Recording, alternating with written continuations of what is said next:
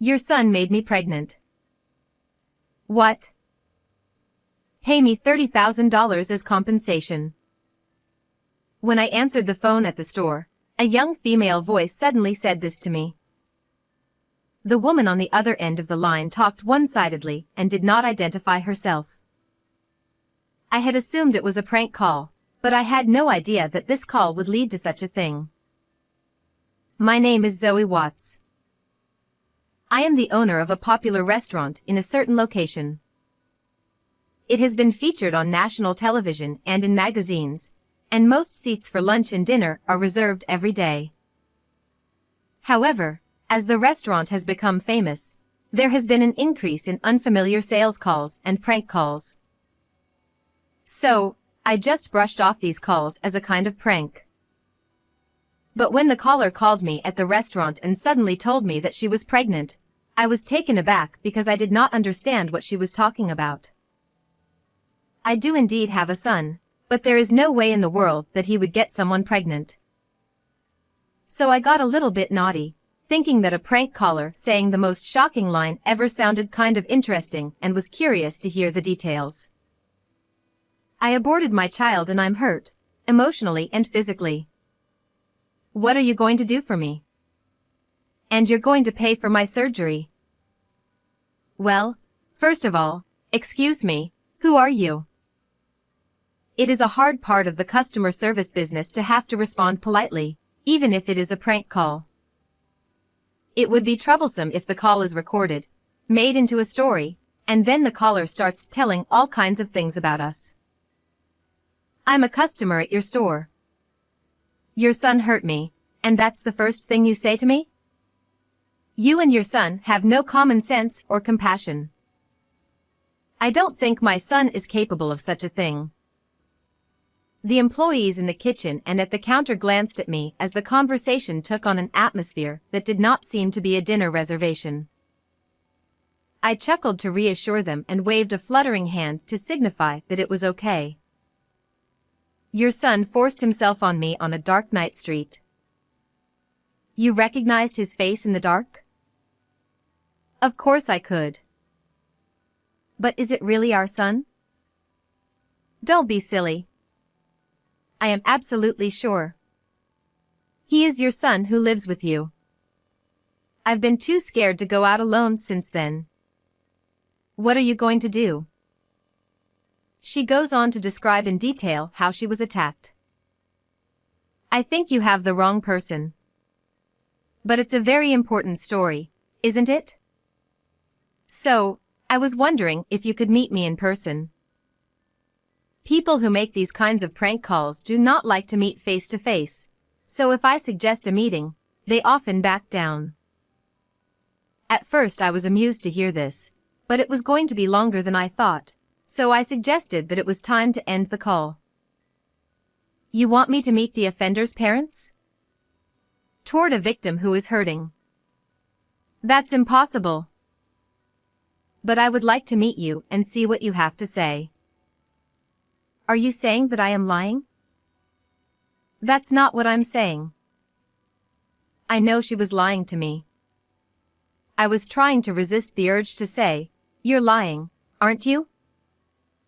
I can't believe that such a person is the manager of a company. She began to scold me. Anyway, why don't we meet and talk? No matter how many times I suggested it, she still refused to meet with me. I see. Then what do you want me to do? Pay the compensation, it's $30,000. But I can't pay such a large amount of money because you have the wrong person in the first place. You can pay it. I know your store is thriving. If you don't pay, I will sue you to the police. Even though it is a popular restaurant, $30,000 is a lot of money for a restaurant, which has only a few seats, and I have no intention of paying it in the first place. I'll go to the police, but is that okay? No, it's fine. I said this without hesitation, and the woman became silent for a moment. If my son really did something like that, As a parent, I should make him pay for it. But I don't think he did it in the first place. How can you say he didn't do it? Don't think it's only your son. You should be a little skeptical. I would believe you if you had some proof. Do you have any? Proof.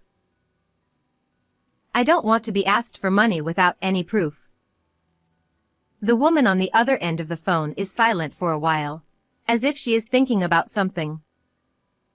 If you don't have any proof, I'll hang up. And when I was about to hang up the phone. Wait a minute. If I have proof, you'll pay me money? Well, I guess I'll think about it. Wait a minute. I'll bring the proof. Almost as soon as the words were finished, the woman hung up the phone with a snap. Owner, are you all right? No problem. It's just a prank call. Ronnie, the employee, sounded concerned, so I told him so. There was no way she could find any evidence, so I was sure I wouldn't hear from her again. But I had a bad feeling that if she got in and made a scene in the restaurant, I would not like it. That night, when I was preparing for dinner and had forgotten all about the phone call, Ronnie held an envelope in his hand. Ronnie came running up to me with an envelope in his hand and a pale face. What's wrong? It's not like you to run in the store. Owner, this is for you. He handed me a letter. Dear Zoe Watts, I was attacked and impregnated by your son. Please transfer $30,000 in compensation. Below the letter was a bank transfer address, and the payee's name was Nadia Clarkson. Ronnie, who was the first to see the contents of the letter, which was not addressed or sealed, looked pale and upset. Calm down. But Because you know my son. I said, and he looked, oh. He looked relieved. There was still something in the envelope, and when I took it out, to my surprise, it was a pregnancy test. What is that? Hearing the commotion, the other employees gathered around, all of them seemingly surprised. Don't tell me it's really the owner's son. Some employees gave me a contemptuous look, but after a brief explanation, everyone seemed immediately convinced. I put the items sent to me away in my desk and went back to my usual work. A few days passed after that without transferring the money, of course, but something a little depressing had happened during this time. owner, she was here again.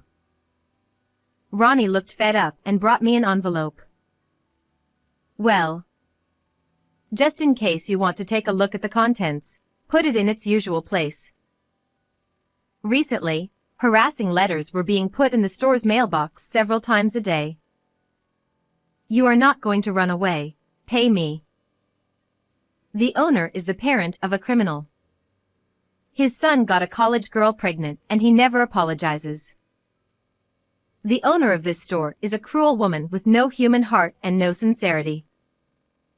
Insane, overprotective, poisonous parents. It's your fault that your son became like that. Take responsibility. I will stop customers from coming to this store. It's for the good of the world and people. What will happen to the store so that no more customers will come here? Like that restaurant where that greasy, black, disgusting stuff is in the food. I don't think I'll ever go there again. The content gradually escalated, and the last one was a threat. Fortunately, we have yet to receive any complaints that something was really in the food. But it is exhausting to be constantly on the lookout for the possibility of being set up. In the midst of all this, there was something that bothered me. Lunch today, there are more empty seats. Little by little, really, but the number of customers is decreasing. Yes, that's right. We're always full, but today we have 2 empty tables. I thought of the poor food waiting in the kitchen to be cooked. Owner, I look up when I am called and see Ronnie coming toward me with his laptop in his arms. look at this review site. I looked at the computer screen and found terrible slanderous comments on the latest reviews. Poor customer service. They don't listen to their customers. Especially the owner. Seems to have been featured on TV and in magazines and is feeling good about it. The food is getting lazy. The soup is thinner than the last time I was there. I saw an employee drop the meat down before grilling and then gently put it back up. Everyday low reviews are being posted and the star ratings that were at the top of the list are dropping fast. I found myself shaking with anger. Why should I be hurt by such unjustified words? We are getting ready, right? A low, cold voice that I couldn't believe was my own was unintentionally coming out of my mouth. Yes. It's almost done. I chuckled at Ronnie's answer. It has been a week since I discovered the slanderous comments on the review site. The number of customers was getting fewer and fewer. When I went out into the hall, I found Watson, a regular, and a young woman sitting side by side at the store counter. Watson, thank you for everything. You must be tired. I greeted him, and Watson said something to me about my labor. No, my work is what I live for. I responded with a smile, and Watson shook his head in sympathy. That's great. Your son is in trouble. But don't give up. Don't be discouraged. I'm on your side, and I'm going to give your son the strength he needs to atone for his crime. Huh? I froze at those words, not knowing what he was talking about. No, this store, which is always crowded at any given time, has been somewhat empty lately, so I wondered what was going on. Then this girl next to me was kind enough to show me an internet page that had information about this restaurant. Then he turned to the pretty 20-something-year-old woman sitting next to Watson. It's really tough, isn't it? I like this place, so I've been coming here recently to lend a hand, even if just a little. I remembered that I might have seen her often at the shop recently. But what's written here is a misunderstanding. The regulars here were wondering why the place has been so empty lately, so I explained it to them. What? I couldn't believe what she was saying. I mean, isn't it sad not to know the truth? Plus, I thought if they knew that there are people like me and Watson who still come here, the owner might be happy. So you were spreading unverified online information to the customers of this shop. I forgot to use polite language and ended up raising my voice. Eek, scary. I read online that the owner is a terrible person, but I thought that wasn't true, but it seems like it might be true after all. If you've done something wrong, you should just apologize honestly. She twisted her body and moved away from me, as if trying to avoid a blow even though I wasn't raising my hand. Miss, that's not a good way to talk. Zoe must be tired from everything that's happened. Watson was trying to defend her, but that wasn't the point. The issue was different from that. At that moment, a bag fell off the chair behind her with a thud. As she twisted and moved around, it must have shifted. Despite my anger towards her, my customer service instincts kicked in, and as I reached to pick up the bag, Nadia Clarkson. My hand stopped at the name written on the student ID that had fallen out of the bag. Oh, it's okay, I'll pick it up myself. She hastily got off the chair to retrieve the bag and the student ID, but I had already taken them. Hey, give it back. No matter how many times I looked at it, there was no mistake. It was the name written on the letter with the pregnancy test, which was not evidence at all. So it was you. I've been looking for you, Nadia Clarkson. Ah, I must have mixed up my friend's student ID, so I'm not Nadia. But the photo on the student ID matches your face, doesn't it? So you were a student at University A. No, it's not like that. She accepted the truth more readily than I expected, realizing she couldn't evade it any longer. What? Are you trying to embarrass me in front of all these people? This might be revenge, but won't it backfire on the shop's reputation? She crossed her arms arrogantly, completely defiant. Her attitude only made me more angry. Ronnie. Bring everything over. I instructed him to quickly bring a stack of envelopes and documents as thick as 10 centimeters from the office, along with the laptop. And you were the one sending harassment letters to the shop repeatedly, weren't you? I read out some of the letters in a loud voice so that the other customers could hear. Pay up or I'll make sure no one comes to your shop. The owner is the parent of a criminal. The son got a female university student pregnant and didn't even apologize. It's pathetic to eat food from a place like this. I'll make sure no one comes to the shop. That's for the good of the world. Hearing the harsh words, some regulars put their hands over their mouths. These are clearly threats, aren't they? You don't have evidence that I sent these letters. Maybe someone else heard the rumors and sent them as a prank.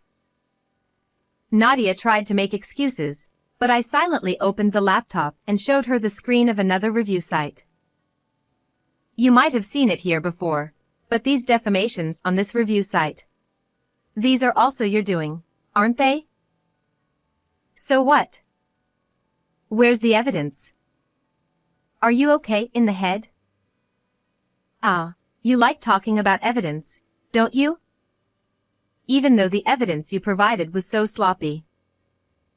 I showed Watson the first letter I received and the pregnancy test. What do you think of this pregnancy test that she claimed was evidence? That red line is drawn with a marker. Even someone with my poor eyesight can see that. The customers around us began to murmur. But this might not be proof that I was assaulted, but it also doesn't prove that I'm wrong. Nadia continued to shout, insisting that she was the victim no matter what happened. I was assaulted by your son. That's what I'm saying. How can you doubt that? The customers seemed unsure whom to believe, whispering amongst themselves. I'm the victim here, so it must be true. She started crying dramatically, trying to garner sympathy. Then, I'll prove it. My son is only 3 years old. When I revealed this decisive fact, Nadia let out a small what, in shock. My son is quite mischievous and strong for his age, but he couldn't assault you. No way. I know you have a big son. I heard you talking about having dinner and even saw photos of him. She took out her phone and showed a picture of a young man she claimed was with me. See? I told you. You have 2 sons. Her confidence returned when I guessed the person's name from the photo. That's not true. Then who is that? Is it a lover? A scandal where your son had an affair with a younger person and that person got a university student pregnant? Not just this shop, but your whole marriage is over. She spoke triumphantly, and I revealed the truth. That person is my niece. Niece. Yes, a girl. She's boyish and often mistaken for a boy even as an adult. She's staying at my house for university and helps with dinner and picking up my son as rent. I explained that, and asked her if she wanted to see the person herself as proof. By the way, as for the harassment letters and the review site posts, I have all the evidence now. Evidence? Lies. Nadia looked like she was about to collapse and weakly turned her head toward me. I've already consulted the police and our legal advisor. I explained everything I had prepared with Ronnie's help so far, such as the matching fingerprints on the letters and the identification of the review site poster as the same person. With all escape routes blocked, Nadia sat down in defeat. Earlier, you said that if you did something wrong, you should apologize quickly, right? I thought I heard her mumble something as she looked down, but I couldn't make out if it was an apology. I will contact the police about you. Of course, I will also inform your parents and your university. I will also be seeking compensation, so be prepared for that. No, please don't do that. I'm still a student. Please spare me. Even though you're a student, you're already an adult. You have to take responsibility for your actions. That's not fair. Please, just let it go. After that, I filed a report with the police against her for defamation and obstruction of business. I also sought damages for the shop's losses. She was originally a big spender, buying designer bags and clothes with a credit card, and it seemed her crime was a result of her inability to pay off her debts. Naturally, she was expelled from the university. Furthermore, this situation made the news, and I heard that Nadia had her personal information revealed and started receiving harassment herself. Through our lawyer, we also had the defamatory posts on the review site removed. Unexpectedly, the commotion ended up being a positive thing, clearing up misunderstandings among the regular customers. Now, the number of customers has completely returned to normal. While the commotion had reduced the number of new customers, most of the regulars stayed with us. Even though she spread all kinds of false information, it didn't change the fact that I was happy about it. I will continue to manage the restaurant to meet the trust of our customers. How did you find this story? Please remember to subscribe to the channel. See you in the next video.